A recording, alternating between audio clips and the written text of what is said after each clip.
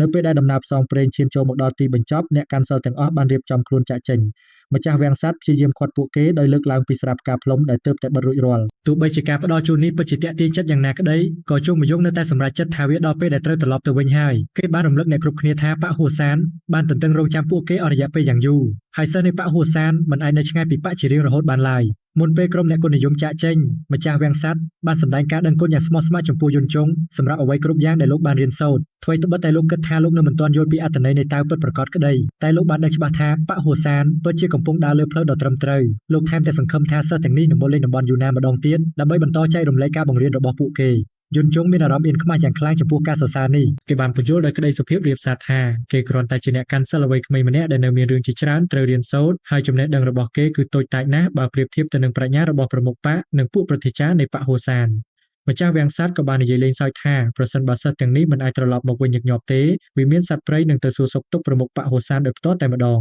ចុងមយងបានធានាដល់អ្នកគ្រប់គ្នាថាពួកគេនឹងជួបគ្នាម្ដងទៀតជាមិនខានគេបានសន្យាយ៉ាងមុតមាំថាប្រសិនបើតំបន់យូណានជួបគ្រោះថ្នាក់បកហួសាននឹងមកជួយដោយមិនស្ទាក់ស្ទើរឡើយពួកគេបានប្រកាសយ៉ាងមោទនភាពថាវាមានសត្វព្រៃនឹងមិនបំភ្លេចមិត្តភ័ក្តិរបស់ខ្លួនឡើយហើយក៏បានជូនពរឲ្យពួកគេធ្វើដំណើរដោយសុវត្ថិភាពពេលឃើញការលាគ្នាយ៉ាងកក់ក្ដៅបែបនេះជុងមយងក៏បានជំរុញឲ្យអ្នកគ្រប់គ្នាចាក់ចេញឲ្យបានឆាប់ព្រោះពួកប្រធាចារនៅឯបកហួសានច្បាស់ជាកំពុងទន្ទឹងរង់ចាំការត្រឡប់មកវិញរបស់ពួកគេដោយក្តីអន្ទះសា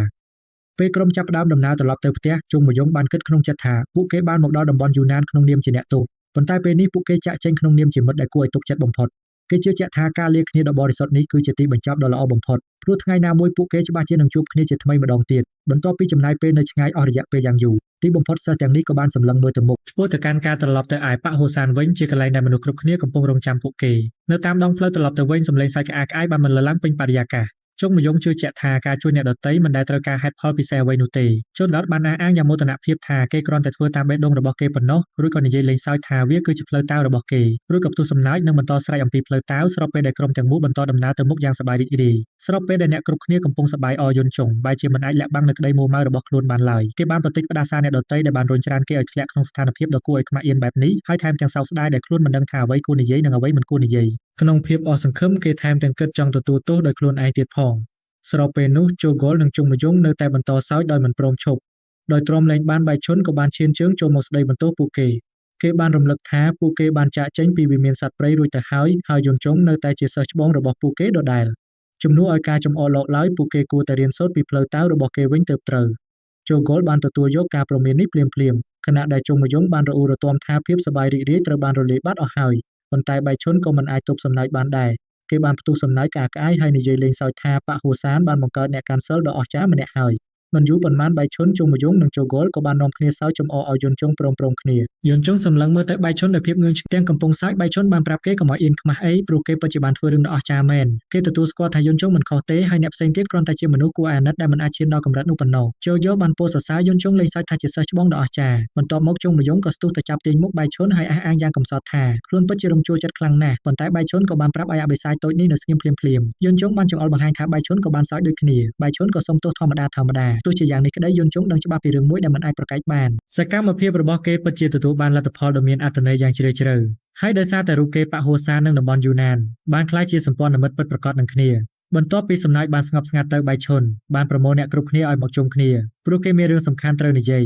គេបានទទួលស្គាល់ថាអ្នកគ្រប់គ្នាពិតជាបានប្រឹងប្រែងធ្វើការយ៉ាងខ្លាំងទោះបីជាវានៅលឿនបន្តិចក្នុងការអបអរសាទរក៏ដោយគេបានរំលឹកក្រុមថាបេសកកម្មរបស់ពួកគេមិនមែនគ្រាន់តែមកយកឱសថឈើពណ៌ស្វាយនោះទេតែត្រូវបញ្ជូនវាទៅកាន់បកហួសានវិញដោយសុវត្ថិភាពនិងឲ្យបានលឿនបំផុតទោះបីជាអ្នកគ្រប់គ្នាកំពុងហត់នឿយយ៉ាងណាក្តីក៏គ្មានពេលសម្រាប់សម្រាកឡើយពួកគេនឹងសម្រាកលំហែកាយបានលុះត្រាតែបានត្រឡប់ទៅដល់ផ្ទះវិញក្រុមទាំងមូលបានយល់ព្រមភ្លាមនៅពេលដែលផែនការត្រូវបានសម្រេចបែកឈុនបានស្នើឲ្យទៅជួបក្រុមពាណិជ្ជករហួបជុំម្ដងទៀតជុំមយងបានស្រូនចោលគំនិតនេះដោយគិតថាពួកគេអាចទិញរទេះមួយបានព្រោះពួកគេមានសេះរួចជាស្រេចទៅហើយសំណើដ៏នឹកស្មានមិនដល់របស់គេបានធ្វើឲ្យអ្នកគ្រប់គ្នាឆ្ងល់យ៉ាងខ្លាំងទស្សនវិជ្ជាបានផ្លាស់ប្ដូរត្រឡប់ទៅកាន់ទីក្រុងគុនមីងវិញអនុប្រធានបន្ទាយមេចៅនៃបន្ទាយចាងហូកំពុងអង្គុយជាមួយកូនចៅរបស់ខ្លួនទាំងក្នុងស្ថានភាពហត់នឿយនិងដាច់ពោះក្នុងក្តីអស់សង្ឃឹមគេបានគិតចង់ទៅប្លន់កន្លែងផ្សេងទៀតដើម្បីតែរស់រានមានជីវិតម្នាក់ក្នុងចំណោមកូនចៅរបស់គេបានរំលឹកគេភ្លាមថាពួកគេលែងមានធម៌ពលខាងក្នុងទៀតហើយសួរថាតើពួកគេអាចទៅប្លន់អ្នកណាបានទៅគេក៏បានប្រមានទៀតថាប្រសិនបើមានចៅប្លន់លេចមុខនៅក្នុងភូមិដ៏ក្រីក្របែបនេះមនុស្សគ្រប់គ្នានឹងសង្ស័យមកលើបន្ទាយចាងហូជាមិនខានលើពីនេះការត្រឡប់មកវិញនៃអបិសាចដ៏គួរឲ្យខ្លាចនោះគឺជាគ្រោះថ្នាក់មួយទៀតដែលពួកគេមិនអាចមើលរំលងបានឡើយ ពេលឮបែបនេះកូនចៅក្បាលទំពេចម្នាក់បានត្រឹមតែដកដង្ហើមធំថាបើនៅតែបែបនេះពួកគេច្បាស់ជាដាច់ពោះស្លាប់មិនខានមេចៅបានបោះបង់គំនិតចង់ប្លន់អ្នកដទៃចោលយ៉ាងលឿនគេបានសម្រេចចិត្តថាសម្រាប់ពេលនេះជំរឿតែមួយគត់គឺត្រូវស៊ូទ្រាំនឹងភាពអត់ឃ្លានសិនគេជឿជាក់ថាជុំមយងទុកជីវិតឲ្យពួកគេក៏ដោយសារមានហេតុផលនៅក្នុងគំនិតរបស់គេជុំមយងគ្រាន់តែរងចាំឲ្យពួកគេបង្កបញ្ហាដើម្បីគេអាចវាយសម្លាប់ពួកគេចោលដោយគ្មានក្តីមេត្តាប៉ុណ្ណោះសម្រាប់មេចៅជុំមយងគឺអាក្រក់ជាងចោលប្លន់ធម្មតាទៅទៀតហើយគេជឿជាក់ថាមនុស្សគ្រប់គ្នាគួរតែដឹងច្បាស់ហើយថាជុំមយងពិតជាសាហាវព្រៃផ្សៃកម្រិតណាកូនចៅម្នាក់បាននិយាយតិចៗថាជុំមយងហាក់បីដូចជាមិនសាហាវដល់ថ្នាក់នឹងទេសម្ដីនេះបានធ្វើឲ្យមេចៅខឹងសម្បាយ៉ាងខ្លាំងភ្លាមគេបានអះអាងថាពេញមួយជីវិតរបស់គេមិនដែលជួបមនុស្សដែលសាហាវជាងនេះទេហើយថែមទាំងនិយាយថាសូម្បីតែចៅប្លន់ពិតប្រាកដក៏ចិត្តល្អជាងនឹងដែរប៉ុន្តែមុនពេលគេអាចបន្តការនិយាយកូនចៅរបស់គេទាំងអស់ស្រាប់តែក៏ខ្លួនដោយក្តីភ័យខ្លាចយ៉ាងខ្លាំងមេចៅងើបមុខឡើងសន្សឹមទើបដឹងថាជុំមយងកំពុងអង្គុយនៅពីក្រោយខ្នងខ្លួនសោះជុំមយងបានសួរយ៉ាងប្រងើយកន្តើយថាហេតុអ្វីបានជាឈប់និយាយភ្លាមបែបនេះហើយថែមទាំងជំរុញឲ្យគេនិយាយបន្តទៀតផងមិនយូរប៉ុន្មានសាច់រឿងបានបដូរទៅកាន់ឈុតដែលពាណិជ្ជករហូសានទទួលបានសិទ្ធិផ្ដាច់មុខលើការធ្វើពាណិជ្ជកម្មតែចាប់ពីពេលនោះតទៅរាល់ការធ្វើពាណិជ្ជកម្មតែនៅតំបន់យូណាននឹងត្រូវធ្វើឡើងក្រោមឈ្មោះរបស់ប៉ាក់ហូសានពាណិជ្ជករតែនោះមានការភ្ញាក់ផ្អើលយ៉ាងខ្លាំងគេបានដឹងភ្លាមថានេះនឹងអនុញ្ញាតឲ្យប៉ាក់ហូសានអាចគ្រប់គ្រងពាណិជ្ជករទាំងអស់នៅតំបន់ស៊ឺឈွန်បាន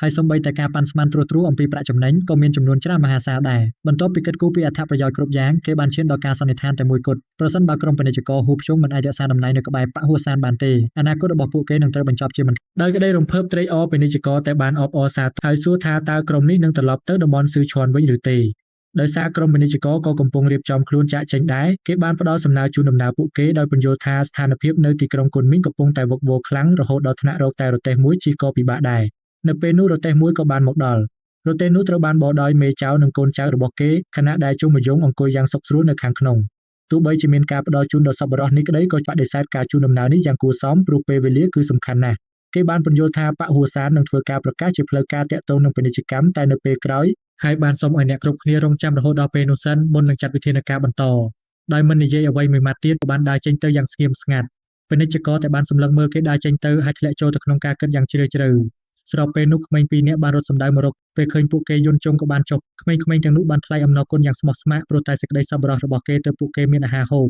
មិនយូរប៉ុន្មានក្មេងៗជាច្រើនទៀតក៏បានមកជុំចិត្តគេពួកគេបានអោបយន្តជុំមានអារម្មណ៍រំភើបយ៉ាងខ្លាំងសម្លឹងមើលហេតុការណ៍គ្រប់យ៉ាងពីចម្ងាយជុំមយងបានញញឹមម្នាក់ឯងគេបានដឹងថាទោះបីជាគេមិនអាចក្លាយជាមនុស្សដូចដែលសិស្សច្បងប្រមុខបកតែងតែសង្ឃឹមក្តីតែយ៉ាងហោចណាស់ប៉ាក់ហួសានក៏ទទួលបានសិស្សម្នាក់ដែលប្រកាន់ខ្ជាប់នៅឧត្តមគតិទាំងនោះយ៉ាងពិតប្រាកដដែរមួយសន្ទុះក្រោយមកជុំមយងបានហៅអ្នកគ្រប់គ្នាឲ្យចេញដំណើរគេបានរំលឹកពួកគេថាពួកគេត្រូវត្រឡប់ទៅតំបន់ស៊ឺឈွန်ឲ្យបានលឿនបំផុតទើបអាចទិញអង្ករបញ្ជូនត្រឡប់មកតំបន់យូណានវិញបាននៅទីនោះគ្មានគ្រាប់ធញ្ញជាតិសម្រាប់ទិញទៀតទេទោះបីជាពួកគេមានលុយច្រើនប៉ុណ្ណាក៏ដោយមុនពេលចាក់ចេញយន្តជុងបានលួងលោមក្មេងៗហើយសុំឲ្យពួកគេទ្រាំបន្តិចទៀតព្រោះអាហារនឹងមកដល់ឆាប់នេះហើយពួកគេនឹងលែងរងទុក្ខដោយសារភាពអត់ឃ្លានទៀតហើយដោយគ្មានពេលត្រូវខ្ជះខ្ជាយទៀតជុំមយងបានបញ្ជាឲ្យមេចៅនិងកូនចៅរបស់គេបររទេះទៅមុខឲ្យលឿនបំផុតតាមដែលអាចធ្វើទៅបានសូម្បីតែពេលដែលរទេះកំពុងចាក់ចេញក៏ដោយក៏យន្តជុងនៅតែបន្តស្រែកប្រាប់ក្មេងៗសូមឲ្យពួកគេទ្រាំបន្តិចទៀតព្រោះអាហារកំពុងធ្វើដំណើរមកហើយក្មេងៗបានឆ្លើយតបដោយការថ្លែងអំណរគុណយ៉ាងស្មោះស្ម័គ្រខណៈដែលពួកគេសម្លឹងមើលរទេះបាត់រៀងបន្តិចម្ដងនៅទីឆ្ងាយមិនយូរប៉ុន្មានក្រោយមកកូនចៅម្នាក់របស់ពាណិជ្ជករបានជំរុញឲ្យមេរបស់ខ្លួនប្រញាប់ដេញតាមប៉ាក់ហូសានហើយរាយការណ៍ដំណឹងដ៏សំខាន់នេះទៅកាន់ក្រុមពាណិជ្ជករគេថែមទាំងបានស្នើឲ្យបង្វែរក្បួនរទេះត្រឡប់ក្រោយភ្លាមៗដោយផ្ដល់សេះមួយក្បាលឲ្យអ្នកនាំសារដើម្បីជិះដេញតាមពួកគេទោះជាយ៉ាងណាក៏ដោយមេក្រុមបានបដិសេធគេបានសម្រេចចិត្តថាមិនចាំបាច់ដេញតាមក្រុមនេះទេផ្ទុយទៅវិញគេបានណែនាំឲ្យបញ្ជូនតែអ្នកជិះសេះម្នាក់គត់ឲ្យចេញទៅនៅក្នុងជំរឿចិត្តរបស់គេមេក្រុមរូបនេះជឿជាក់ថា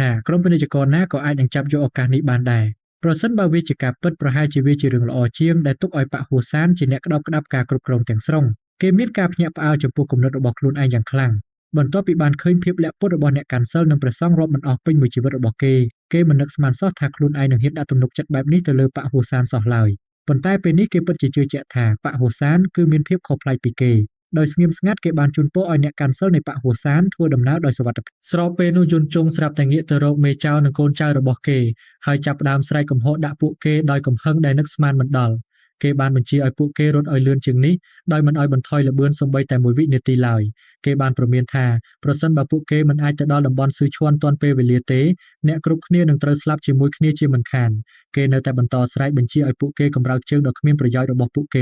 េហើយជំរុញឲ្យរទេះរត់ទៅមុខយ៉ាងលឿនស្លេវការស្រែកកំហកភ្លាមៗនេះបានធ្វើឲ្យអ្នកគ្រប់គ្នានៅជុំវិញខ្លួនភ្ញាក់ព្រឺតនិងស្រឡាំងកាំងយ៉ាងខ្លាំង